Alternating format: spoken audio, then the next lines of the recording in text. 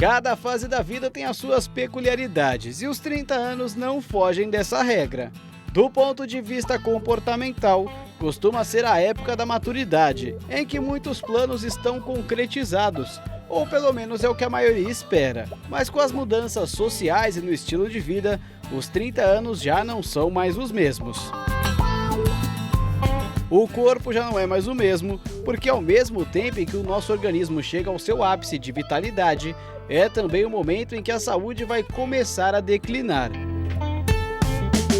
Muitas mudanças físicas começam a surgir, como nos cabelos, na pele e na estatura, e a agilidade mental também passa a diminuir. Reverter o envelhecimento é impossível, mas nem tudo está perdido.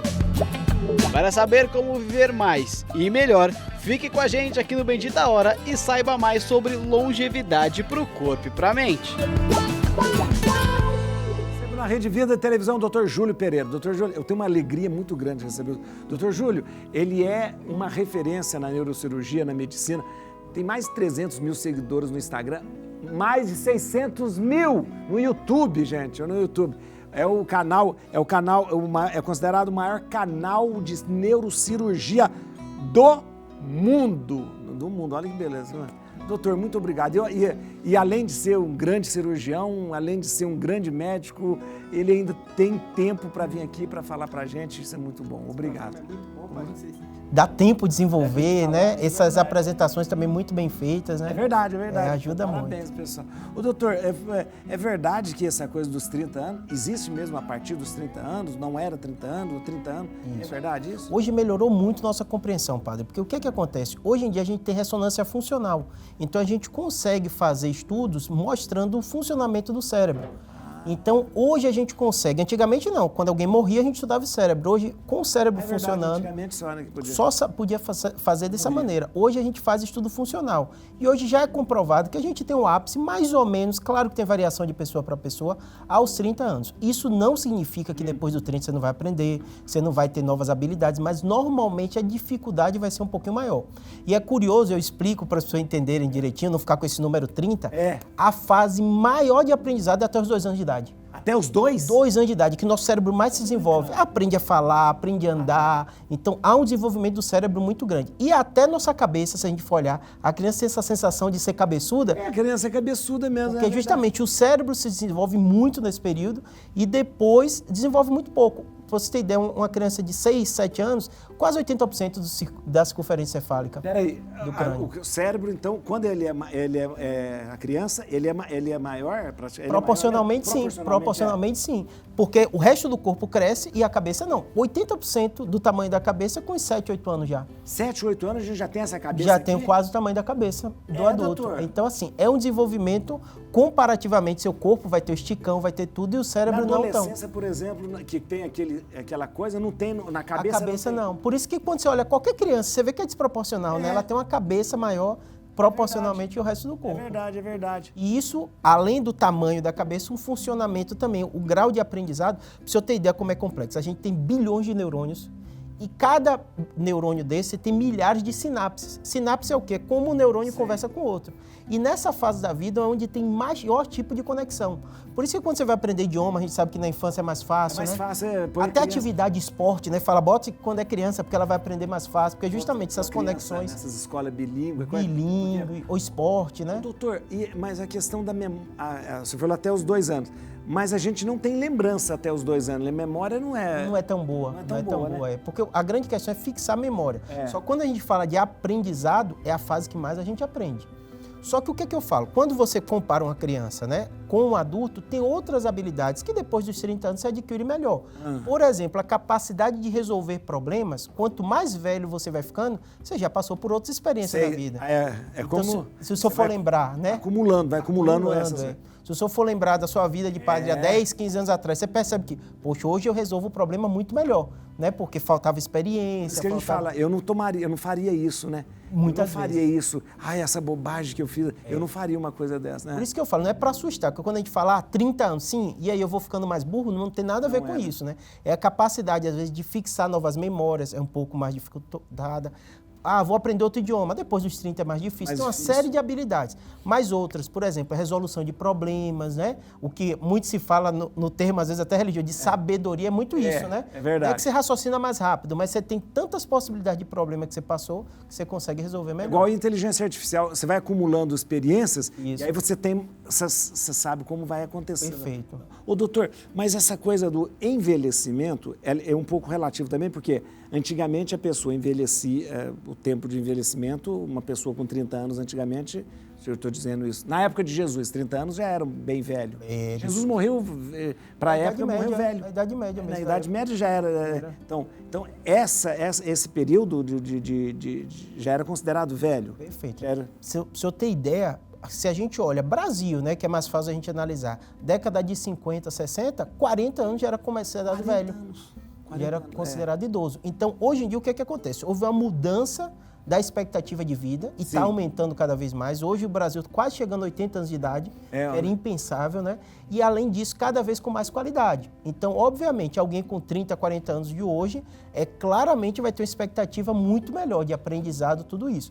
Mas mesmo assim, nós somos seres biológicos, a gente vai envelhecer. Sim, então, não tem como. Não existe, doutor. Não existe. Como você barrar, eu sei que a procura de todo mundo é isso, né? A fonte da juventude, de você barrar o envelhecimento, não tem. Não tem como. Eu brinco até com meus pacientes, porque às vezes chega uma senhora de 50 anos, uma idade assim, você olha pro rosto e você fala, não, que nem o senhor, uma vez o senhor falou a idade aqui, todo mundo assustou, né? Porque assim, não parece uma pessoa muito mais jovem, mas eu costumo brincar, eu falo, o carro pode estar conservado, mas o carro tem 50 anos de uso, então as dores vão acontecer, os problemas musculares, então até o próprio check-up é muito baseado na idade, ninguém faz check-up baseado no qual idade a pessoa aparece. E o cérebro é a mesma coisa, então o tempo de uso do cérebro vai ter um grau de aprendizado melhor, mas também vai ter algumas limitações. O cérebro, como qualquer outra parte do corpo, envelhece? Envelhece. E é curioso, porque depois dos 30 é o período. O cérebro vai crescendo, como a gente falou, cresce muito até os 2 anos, até os 6, 7 anos fica ali quase 80%. Depois dos 30 ele começa a diminuir. Diminuir? Diminuir de tamanho. Tanto que quando a gente faz uma ressonância, a idade de 30 anos, a gente costuma até explicar para o paciente, quando eu mostro a ressonância, fala assim, até os 30, 40 anos parece uma uva. Quando você vai envelhecendo, em especial depois de 70, 80, parece uma uva passa, porque enruga mesmo. Enruga? Eu falo que nem a pele enruga, a mesma ruga? A mesma coisa. Então, o cérebro ele tem uma atrofia natural. A região do hipocampo, que é da memória, ele reduz o volume. Para você ter ideia como é complexo, tem estudos mostrando que tem áreas do cérebro que com o envelhecimento diminui até 30% do tamanho. Então, ele chega a um tamanho máximo e depois vai reduzindo. Depois vai reduzindo. E eu até brinco com o paciente, olha uma foto sua, seu músculo era diferente, você tinha maior volume, e o cérebro acontece parecido. Também o volume vai diminuindo. Agora, ele vai diminuindo dentro dessa caixa craniana aqui. Perfeito. E vai ficando um espaço entre a caixa craniana. Fica um espaço. Essa análise, quando a gente fala de atrofia, é justamente por isso. Porque a gente sabe que o cérebro cresceu até aquele tamanho em todo mundo, e depois você vê um espaço.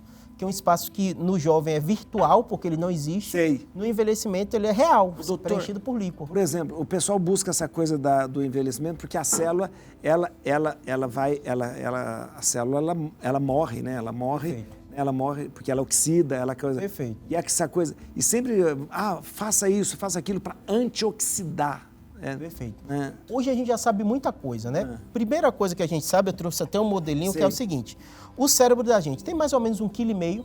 1,5 kg. Mas cada bombeada do coração vai quase 20, 25% do sangue para o cérebro. Pro cérebro? Pro cérebro. Um órgão tão pequeno proporcionalmente, né? Uma pessoa de 70, 80 quilos tem 1,5 kg, mas ele usa essa energia toda. A glicose também e o oxigênio também. Por outro lado, o que a gente sabe disso? Como o cérebro precisa muito, no envelhecimento, nossas carótidas, acontece com todo mundo, não tem jeito, vai enchendo de placa de gordura. Placa de gordura. Esse amarelinho. E aí o cérebro precisa de muito oxigênio e não está chegando direito. Então, isso é um dos principais prejuízos. Por isso que a gente fala da alimentação, que você fala muito aqui no seu programa, a atividade física. Você bombeia mais sangue, então melhora. Então, isso não é eu acho, os médicos, não. Está provado cientificamente que prática de atividade física, uma alimentação adequada, a questão do peso, redução da pressão arterial, né, para ficar normal, o açúcar também, isso reduz ou atrasa o processo de envelhecimento dos vasos. Isso atrasa. Atrasa. Isso ajuda, Isso então, ajuda. de repente o cérebro tem mais vida, tem mais... Mesmo que ele possa envelhecer, mas ele vai ter... Compensa praticamente. Perfeito. A gente está até conversando nos bastidores, aquela questão do trabalhar o físico e o cérebro, né? não sei se foi Descartes, não sei que filósofo fez, a gente gosta muito de dicotomizar, né? O que é físico do que é o cérebro. Isso. Mas o cérebro e o físico, na neurociência, ele anda junto. Se você tem um corpo bem trabalhado, se você se exercita e tal, não precisa ficar musculoso, nem ter um corpo perfeito, mas você ter a prática de atividade, se alimentar bem, seu cérebro vai estar melhor. Isso é comprovado. Gente, não adianta. Eu sempre falo, já falei com o senhor, a gente vira, volta, cai na alimentação e exercício físico. Perfeito. Não adianta, sempre. Não adianta. Alimentação e exercício físico. Porque cada um tem o seu biotipo, né? Mas o fato de você estar fazendo atividade física vai aumentar a frequência cardíaca, vai oxigenar melhor, então é indispensável. Os 30 em função do nosso estilo de vida e desta geração, né? Acho que o sentido da crise dos 30 para gerações anteriores era um pouco diferente, né? Talvez um marco literário para isso é a figura da senhora balzaquiana, né? Que entre 30 indo para 40 começa a meditar sobre as escolhas que lhe parecem então definitivas para a sua vida. Entendi. Então isso é um problema da contemporaneidade? É um problema moderno. Né? É um problema que se acentua e se torna mais nítido com a invenção da adolescência para os românticos alemães no final do século XVIII, início do século XIX, e que se acentua ainda mais com a maio de 68 e uma certa ascensão da adolescência como a forma de vida mais assim, intensa que a gente pode sonhar para nós. Ele falou de balzaquiana. Hoje o termo balzaquiana até é um termo meio pejorativo. Balzaquiana era considerada as mulheres de Balzac. Honoré de Balzac era um escritor que falava francês, né? Que escrevia sempre falando das paixões das mulheres que tinham mais de 30. Então as mulheres mais velhas, né? Mais velhas. O doutor, a questão do envelhecimento o cérebro ele tem o senhor falou da sinapse, né? Coisas que fazem essas sinapses acontecer, também os chamados neurotransmissores, essas coisas diminuem com a idade? E por que eu estou perguntando o seguinte, ou seja, muda o jeito, a mesma questão da depressão, a questão da senilidade, tem alguma coisa a ver com o envelhecimento também ou não?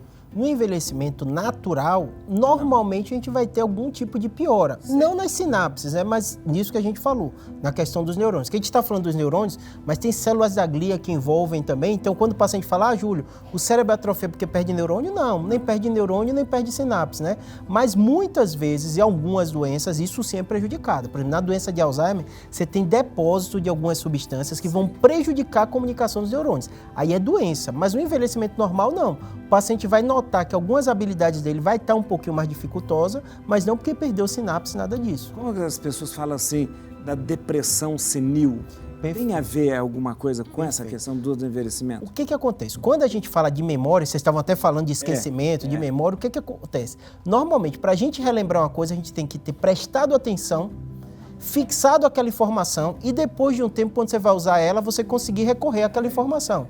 Normalmente, na depressão e na ansiedade, olha o número absurdo, para 10% da população brasileira ansiosa, 10%, pelo OMS, é muita gente.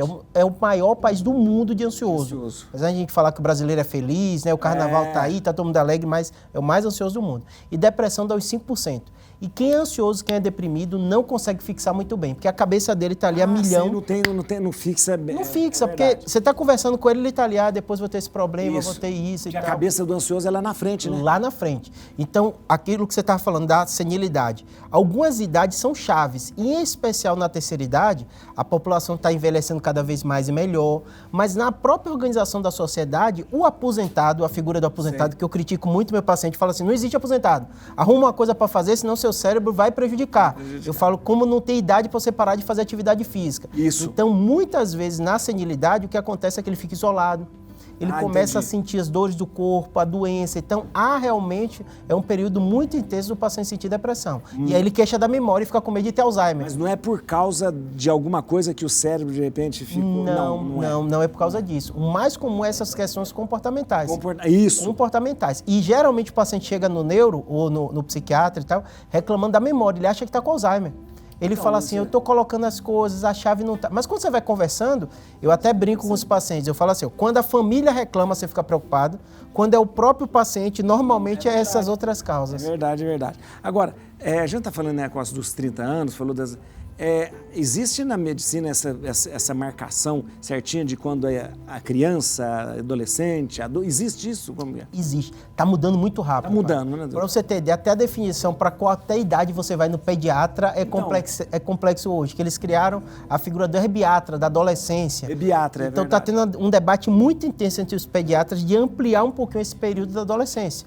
O que está acontecendo com a nossa sociedade? Estudando cada vez mais, então o menino fica dependente dos pais, né? Isso. E isso é uma discussão quase sociológica, mais do que... É verdade, o corpo humano não mudou, né? Mas como está esticando a expectativa de vida, está havendo realmente essa mudança do período. Porque quando a gente fala assim, 30 anos, a gente olha para um jovem, ele é um jovem, e dá a impressão que ele chegou já no ápice da vida adulta dele. Perfeito. E normalmente não. O que acontece muito, que eu falo que as pessoas confundem, é o seguinte, a gente está falando do funcionamento do cérebro, funcionamento do corpo. Eu dou exemplo dos meus pacientes, jogador. Sei. O jogador de futebol hoje, ele prolongou um pouquinho a idade, mas não é tanto. Você percebe que ali verdade, 30 e poucos anos, a grande maioria vai se aposentar. O cérebro acontece a mesma coisa, a gente chega ao pico do 30, mas diferente do corpo, você consegue ter atividade de alto rendimento. Se você for olhar, os maiores CEOs de empresa, né, pessoas que estão construindo hoje, são muito mais velhas do que eram antigamente. É verdade. Se você pega os grandes gênios de antigamente, era com 20 e poucos anos. Isso. Eles conseguiam... Hoje as pessoas estão mais velhas e talvez até... Produzindo melhor. Com certeza, com mais sabedoria, com mais... Mas assim, o cérebro é o cérebro, então você vai ter aquele pico de 30 anos que você vai construir muita coisa, é importante cidade, e muitas vezes hoje o que está acontecendo é que as pessoas estão produzindo também, mas de forma mais prolongada. A última pergunta que eu vou fazer, o doutor vai ficar com a gente depois, mas... Porque todo mundo pensa assim, não existe uma fórmula, de repente, para eu não deixar esse envelhecimento do cérebro acontecer, existe? Perfeito. Eu sei, o senhor... a gente vai falar e vai voltar no exercício físico, mas tudo bem. Mas a pessoa fala, tomar um remédio, tomar isso, tomar aquilo. O que acontece é o seguinte, a gente, ser humano, é muito... O senhor deve sentir muito isso, compadre, né? A pessoa quer uma resposta única, né? Isso. Não existe fórmula mágica, não existe comprimido mágico, nada disso. O que acontece é o seguinte, é multifatorial.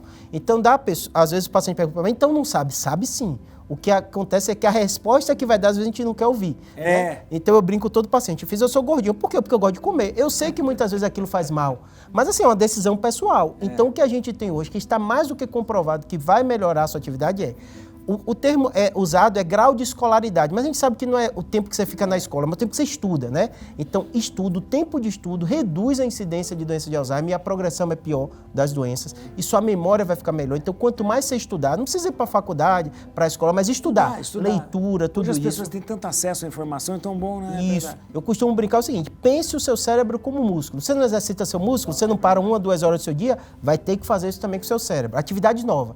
Eu trabalho, eu faço isso. Atividade diferente, ter esse estímulo, né? A prática de atividade física, a alimentação, né? E além disso, essa questão do controle da saúde, que muitos até misturam a saúde mental e espiritual, porque a pessoa tem que estar estável. Você pode ter feito tudo certinho, mas se você está com a depressão, como o senhor citou, com transtorno de ansiedade, seu cérebro não vai funcionar bem.